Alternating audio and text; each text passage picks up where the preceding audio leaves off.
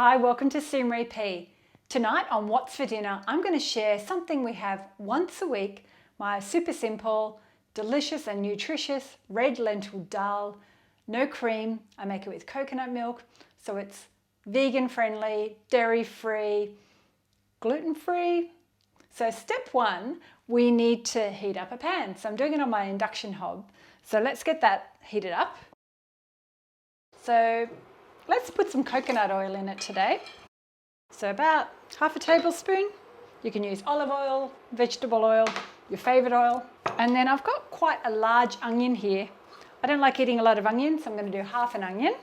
And I'm just going to slice it up. So let's get that chopped.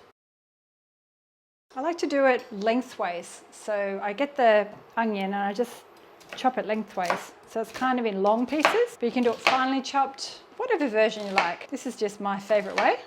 So then I just toss all of that in. I've pre-washed my red lentils. So I just had a packet of lentils, that's 500 gram packet. And I just rinse it through my sieve until the water runs clear, and I just kind of like toss my hand in there to help it along. That's the best way of doing it. I don't need to pre-boil it or anything because I'm putting water in with my curry tonight. Then with our onion, I'm gonna just use 1 clove of garlic. You can just use as many cloves as you like. I don't like too much garlic, so I'm just gonna crush 1 clove in there. I've got this fancy garlic crush. If you don't have one of them, you can use, just finely chop it. You can use ready-made garlic mince that some people buy. Throwing my garlic around, chop that in. And then I've got kind of like a thumb piece of ginger. So I'm just gonna finely chop that and throw that in as well. I love fresh ginger, but if you didn't like the zing of ginger, you can leave it out. This is so flexible. I do versions of this and I add cooked sweet potato, roasted pumpkin. You can just kind of mix and match. I love the warming spices of dal. And I'm not sure if this is a traditional way. Any of my viewers out there and make traditional dal, let me know what your favourite is. Share your recipe with me. This is one that I was inspired by a couple of guys that I watch who do vegan recipes called The Happy Pair, Irish twins. And I've tweaked it to suit my taste, but I love their channel for inspiration. So ginger goes in there. So we just need to let that get soft before we add our spices, just for a few minutes. In the meantime, let's chop our courgettes. I'm putting 1 courgette, but this will go in at the end. I don't like putting my courgette in too early.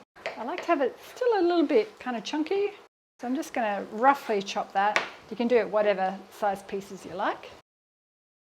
And I'm gonna serve this with some homemade naan that I'm testing. I won't serve it with rice tonight. I don't always add rice because I'm doing the bread, but I like to do some fresh baby spinach. So I've got some of that washed. I like to add edamame beans, so I'll pop that in at the end with this courgette. Just to quicken that, I'm gonna add my lid. So they're going soft. So now I just start adding my spices. So I've got a tablespoon of just regular curry powder. And then I like to do 2 teaspoons of cumin, a teaspoon of turmeric, a little hint of cayenne pepper. This is optional, just for a little bit of fire. Mix that around a little bit. Help that along. I add a little bit of, I've got a tin of crushed tomatoes, but I just put a little bit of the liquid in there to help make kind of like this curry sauce, just to get the spices all fragrant. Cook that out for a few minutes. And then this is how I do my stock. I'm using 2 vegetable stock cubes. You can do 3, but I find it gets a bit salty.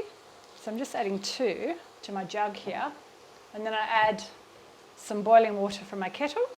And I do about 3 to 3.5 jugs of that. So that ends up being about 1.8 litres. But what I do also, I like to rinse out my tin, so I'll put some water in that. So now we can start adding a little bit of liquid. Not get it all over the bench soup, just to help saute this. Then I like to go in with a little bit of Maree, which is like a gluten-free soya sauce. So a tablespoon of that. I'm just squeezing some lime juice. Got fresh lime.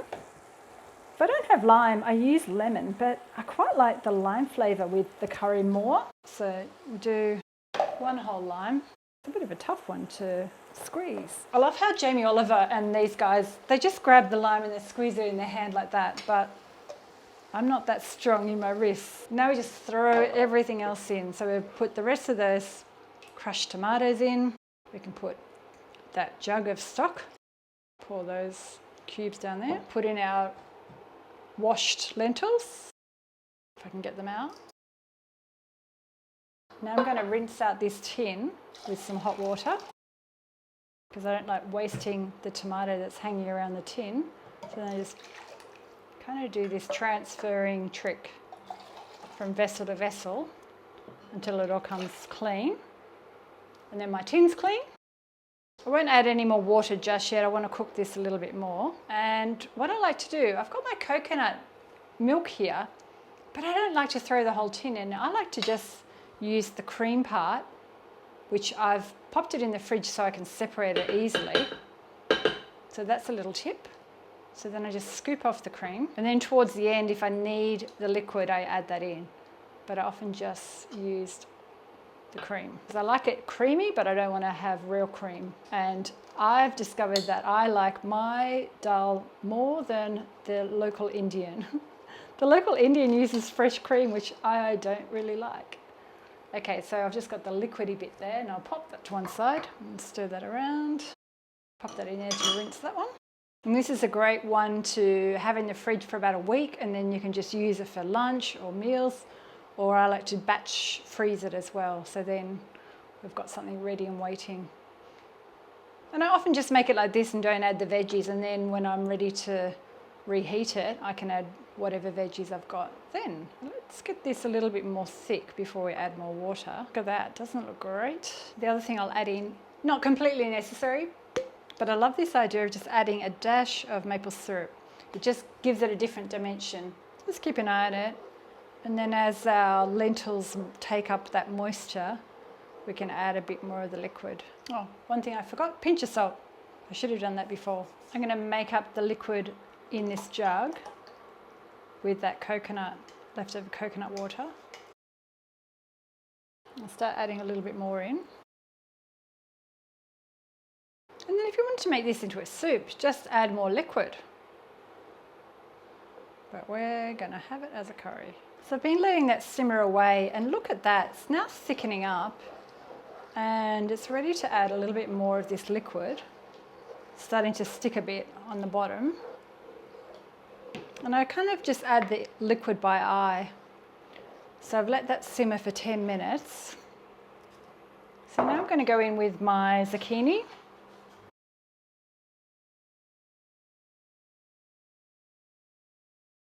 And I've got edamame beans, but I won't put them in until just a little bit before we serve it because they change colour. So I like them to still have that lovely pop of green. And they're frozen, that I've had defrosting all day. And then we're just going to put the timer on for another 10 minutes.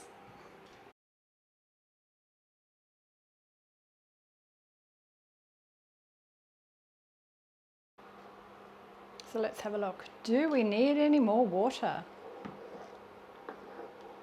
I think we're actually looking all right. So I've got someone coming for dinner in about half an hour.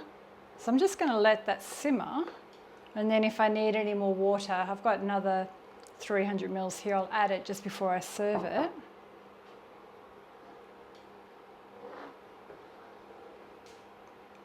So I've just prepped I've got some washed tomatoes, some washed baby spinach, and I'm just going to chop up some cucumber. It's one of those old-fashioned ones, so I've removed some of the skin. I love cucumber with curry. It makes it kind of nice and fresh.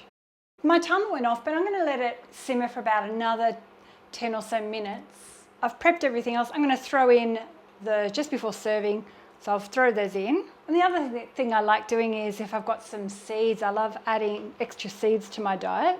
So I often top this with seeds like pumpkin seeds or sunflower seeds, sesame seeds. Ran out of pumpkin seeds, so I've got a quarter of a cup of sunflower seeds. So I'm just going to fry them, not really fry them, just heat them and toast them slightly. And I'll toast it with a little bit of sesame seeds. So I'll do that behind you because I've got that there. But let me do a little taste. So let's go in and try this. The lentils still need a little bit more time to soften. And I probably then just threw those edamames in too early. But by the time I go to serve that in 20 minutes time, that'll be perfect. And if I find that as it's still heating through it starts sticking to the bottom, I'll add a little bit more liquid. Let's toast some of these, and I'll throw in some of the sesame seeds. So we'll just go in with like a tiny little bit more liquid. So if you're new here today, consider subscribing. All you need is a Google account, hit the subscribe button and the bell, and then you get notified when I have a new video. I'm doing one what's for dinner once a week, and the other ones are usually bread making or cakes. I love baking with spelt flour. And if you like my video, don't forget, hit the thumbs up.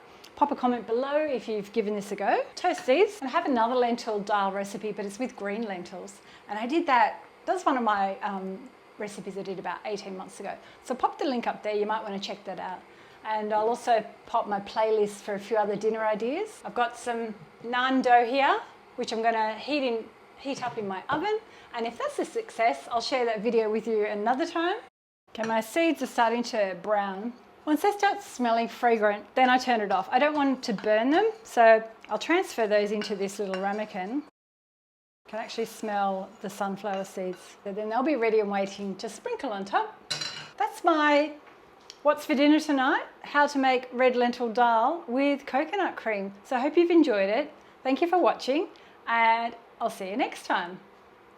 Bye.